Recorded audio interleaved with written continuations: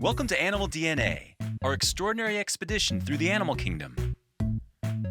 We'll explore the unique traits and characteristics of animals of all kinds, how species relate to one another, and ways in which they survive and thrive in their diverse environments around the planet. And so our journey begins.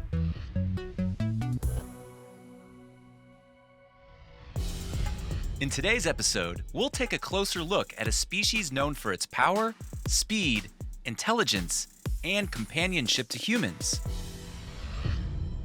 We're talking about Equus caballus, members of the Equidae family. Or as you're probably more familiar with them, horses. Horses belong to a single species. The large variety and types of horses are attributed to breeds, just like dogs. Horses have existed on Earth for some 50 million years. As they evolved, they transformed from small animals with many toes to the hoofed, one-toe equines we know today. They are members of the Perissodactyla order, meaning they are mammals that bear their weight on an odd number of toes, which in the case of horses is just one. These toes are also called hooves. Research suggests the domestication of horses took place around 6,000 years ago. In prehistoric times, wild horses were hunted for food. Some wild horses still roam wide open spaces, but most are domesticated. Transportation, agriculture, and warfare have been important uses of the domesticated horse in the modern era. Though these animals have also been used for recreational and entertainment purposes, such as racehorses, sport jumpers, and show horses. The size and weight of these animals varies from breed to breed.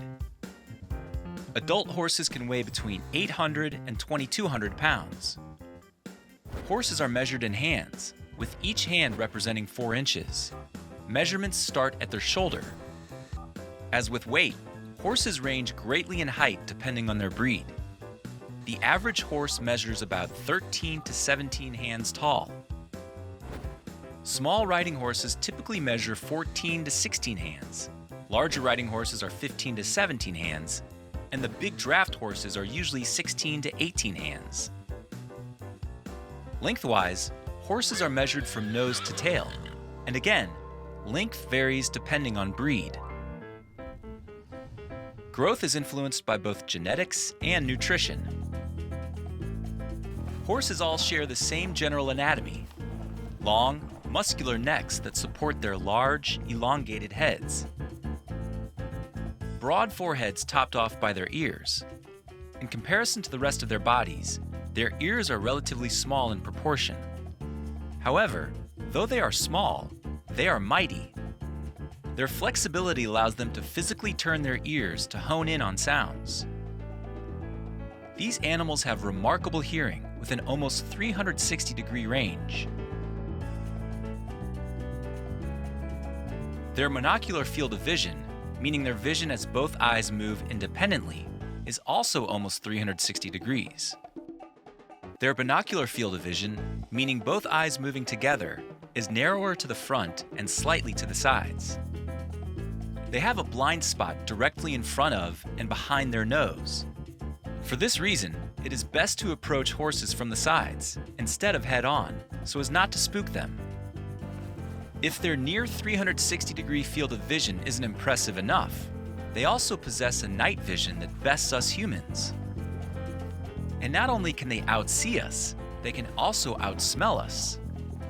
Though they rely more on sight than smell to take in their surroundings and potential dangers. Horses breathe only through their nose. They do not breathe through their mouth. Their mouths are used to communicate and consume food, and a horse's upper lip is able to grasp objects. A horse's muscular neck leads to the withers, or top of the shoulders.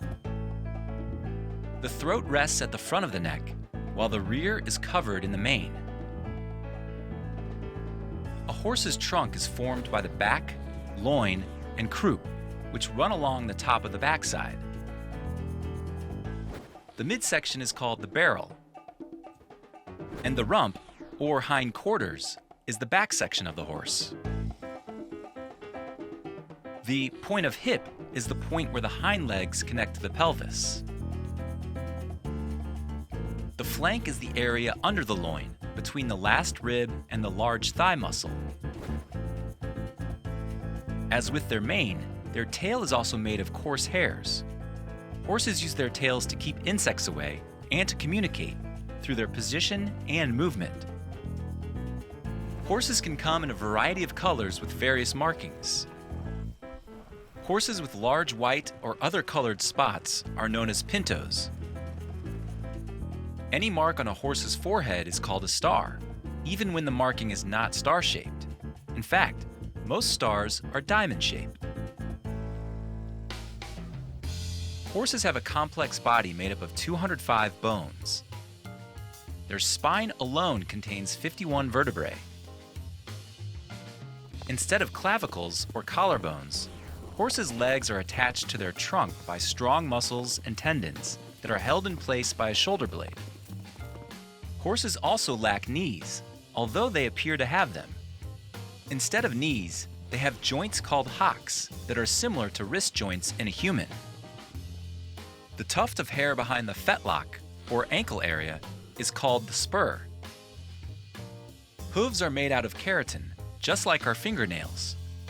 They don't contain blood vessels, and they need to be filed down, just like our human nails. Inside the hoof is a soft tissue called the frog, which acts partly as a shock absorber and aids in traction and circulation. Horses have deep, broad chests in order to have space for all their vital organs. If their chest is too narrow, it can interfere with their front legs. The chest muscles develop to form an inverted V. The prominence of the chest musculature depends on the breed. Horses can move at 3 different speeds, known as gaits: the walk, the trot, and the canter.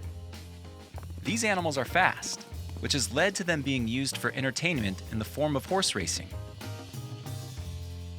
Because of their anatomy and powerful muscles, they can reach speeds of 40 miles per hour or more. Female adult horses are called mares, male adults are stallions, and young horses are either fillies or colts, depending on whether they are females or males, respectively. We'll be right back with more Animal DNA. Welcome back to Animal DNA. Let's see if you can answer this trivia question. How long does a domesticated horse typically live? A, between 2 and 5 years. B, between 7 and 15 years. C, between 25 and 30 years. D, between 35 and 50 years. If you said C, between 25 and 30 years, you got it right. Horses in the wild tend to have shorter lives due to threats from predators, which can range from wild cats and other large carnivores to humans, and due to limited resources in their environment. Domestic horses are protected and given shelter in stables on farms or ranches. They are regularly fed and can be treated for illness and injuries by vets. All this allows them to live longer. Horses reach sexual maturity around the age of 4. Males demonstrate rather interesting behavior when they want to mate. They raise their upper lip and snort into the air. They may pose by arching their neck and whining, along with this modeling escapade. Sometimes, a swift kick from the females sends a suitor packing. If all goes well, a foal is usually born after a gestation period of 11 months. Mares typically give birth to 1 offspring at a time. Horses are social animals that, when living in wild communities, form herds led by a male. Most of the members of the herd are mares and their offspring. Alpha stallions are unlike the rest of the herd. They are active, constantly on the move, and generally located near the rear of the group. Though if they perceive a threat, they move to the front to defend the others. They can stomp, bite, kick, and intimidate potential predators. Mares exhibit the same behavior when caring for their foals. Horses have 2 ways of sleeping, lying down or standing up. Although if they do lie down to sleep on the ground, They do not spend much time like this as it makes them vulnerable to predators. They need to be able to run at the first sign of danger. Domesticated horses sleeping in stables may find more time to relax. But typically, and certainly for wild horses, because they need to be ready to move at a moment's notice, they usually sleep standing up.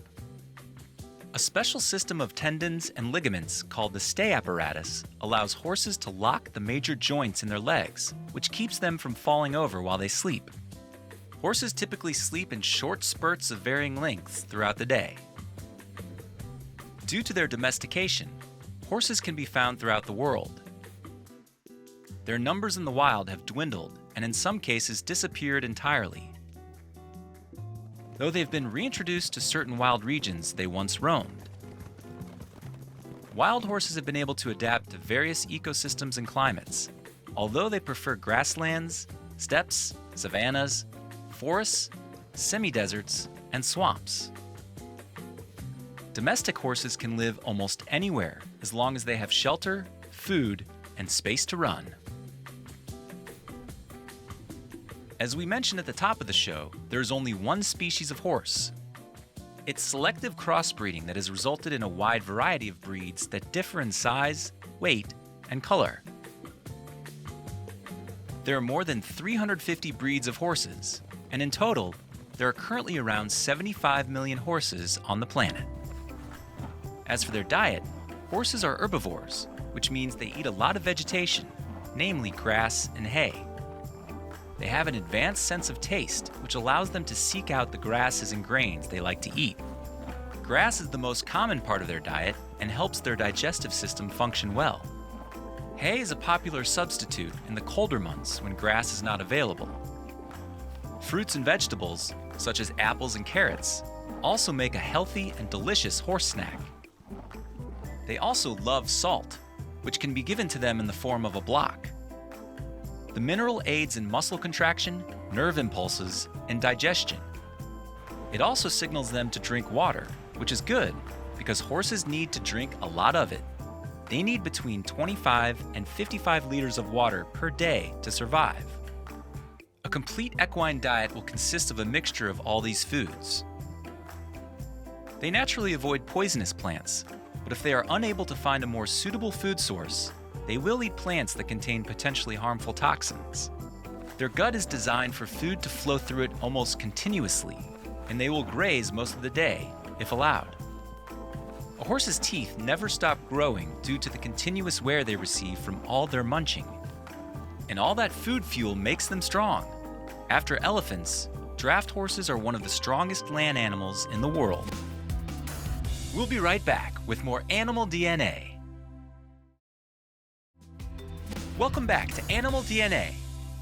Let's see if you can answer this trivia question. In addition to horses, which of these animals also belongs to the equine family? A. Zebras. B. Donkeys. C. Mules. D. Ponies. This is a bit of a trick question because the correct answer is all of them. Ponies are a variety of horse that do not exceed 56 to 58 inches tall, are robustly built, have a luscious mane, and shorter legs. Mules are a hybrid, resulting from the cross between a female horse and a male donkey. They're valued for their strength, sure footing, endurance, and easy disposition, and are often used to transport cargo in rugged areas. Donkeys were domesticated roughly 5,000 to 6,000 years ago and are also used as working animals to carry loads and pull carts. And zebras are comprised of the three African species of the Equus genus: the plain zebra, Equus quagga, the mountain zebra, Equus zebra, and Grevy zebra, Equus grevii. Their most distinctive feature is their black and white stripes, the pattern of which is unique to each individual. As we've learned so far, horses are majestic, powerful, fast, and fascinating creatures. Let's explore some unique breeds of the horse species. The Arabian horse is considered genetically pure. Archaeological evidence affirms they existed 4,500 years ago before humans could intervene in their breeding. They are hardy, intelligent, and gentle. They carry their head and tail high, have large eyes and nostrils, and a small muzzle. They're generally used for exhibition, therapeutic riding, and jumping, as they are known for their endurance. It's a breed that has best managed to pass on its character traits from generation to generation. Some, not all, have slight anatomical anomalies compared to other breeds. They can have one fewer pair of ribs and one fewer vertebra than other horses. The Andalusian horse originates from the Spanish region of Andalusia. It is considered a pure Spanish breed and is considered one of the oldest breeds. They are robust horses coveted by nobility for their strength and beauty. They have thick, luscious manes and tails, and are known for their intelligence and sensitivity. The breed has played an important role in the formation of new breeds both in America and Europe. Thoroughbreds were developed between the 17th and 18th centuries after crossing English mares with 3 Arabian stallions. From there, 3 thoroughbred lineages were created. These horses are recognized for their long and sleek bodies. Their limbs are muscular and long, and they possess strong hindquarters that allow them to gallop at top speed. This makes the breed a top choice for racing and equestrian activities that require speed and endurance. Mustangs are the wild horses of North America. Bighorn horses that had become extinct in North America at the end of the Pleistocene era were replaced by Andalusian, Arabian, or Spanish Arabian breeds introduced by Spanish conquistadors in the 16th century. These horses roamed free and bred in the wild. Appaloosas originated in the United States from the breeding of Spanish horses by the Nez Perce Indians. These horses were used in warrior and hunting practices due to their sturdy structure and ability to traverse long distances. Perhaps the most striking characteristic of Appaloosas is their polka dot colored coat. In most cases, the colors and spots of the males are brighter than those of the females. Morgan horses were one of the first breeds to be developed in the United States. This breed was created by Justin Morgan, whose horse, Figure, was the sire of the breed. These horses are not notably tall. Their heads are wide and they have a pronounced jaw, muscular neck, strong and short back, robust limbs, and abundant mane. They are used in different disciplines, mainly in races. Quarter horses are another breed that originated in the United States. They are the descendants of horses brought by Spanish colonists and let free during their conquest to run wild. These wild horses were then domesticated by Native Americans, and from 1750 on, they were known as quarter horses. They were originally used on farms to pull carts, but as they can quickly accelerate over short distances, they became good racing horses. They have small heads, wide-set eyes, muscular necks, broad chests, and slender yet strong limbs. American paint horses have the quarter horse to thank for starting their lineage. Native Americans began breeding quarter and the pinto horses to create this breed with its unique coloring. Its coat looks like it's splashed in paint of 2 colors. These horses can typically be found on ranches as cowboy horses. They are highly intelligent, hard-working, and friendly. They are also used in trail riding, rodeos, and are ideal horses for young riders. And with that, our journey has come to an end. See you next time on Animal DNA, where we humans decode all the secrets of our friends in the animal kingdom to learn more about them and a little bit more about ourselves, too.